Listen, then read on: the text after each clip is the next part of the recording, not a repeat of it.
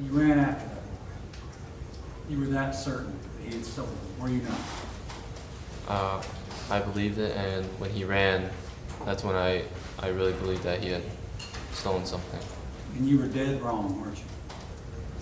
I didn't learn that afterwards. You were dead wrong, weren't you? I was wrong.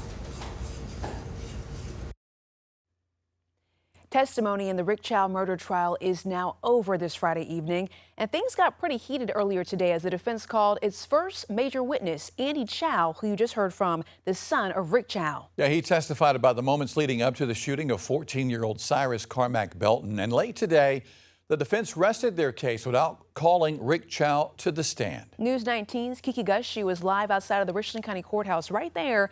And Kiki, you are now sharing what you saw inside the courtroom throughout this Friday.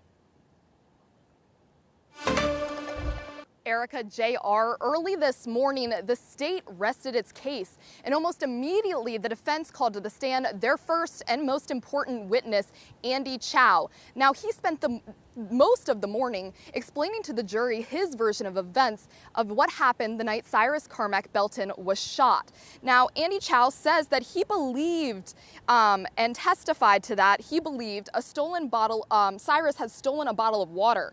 He and his father followed him out of the store and said the victim pointed a gun at him at the end of a foot chase. But prosecutors spent hours focusing on a different question. Why chase Cyrus at all? They walked Andy through the store's surveillance system, facial recognition software, and the ability to call police instead of following him down Springtree Drive. Okay. And how long does it take to call 911? How many seconds does it take, you think, for you to hit 3 buttons on your cell phone? A second. 1 second? Is there anything that stopped you on that day from using 1 second of your time to dial 911? Nothing stopped me. No.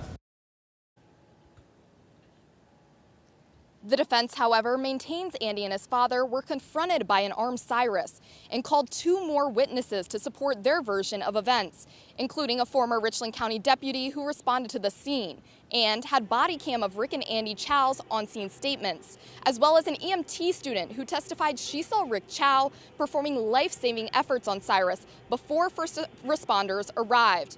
Now, the judge excused the jury for the weekend and is expected to hear closing arguments on Monday morning when we return. I'll be bringing you all the updates live.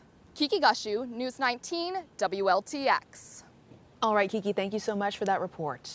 Again, the jury has been sent home for the weekend. They're going to come back Monday morning at 9:30 for closing arguments. Coming up at 6:30 on WLTX Plus, we were hearing more from attorneys on what to expect in the days ahead. And for continuing coverage of this murder trial, you can count on News 19. We're going to bring you closing arguments Monday morning and expert analysis as the jury gets the case. Just scan the QR code right here on your screen to download the News 19 app. It is free, and you can follow the trial wherever you are.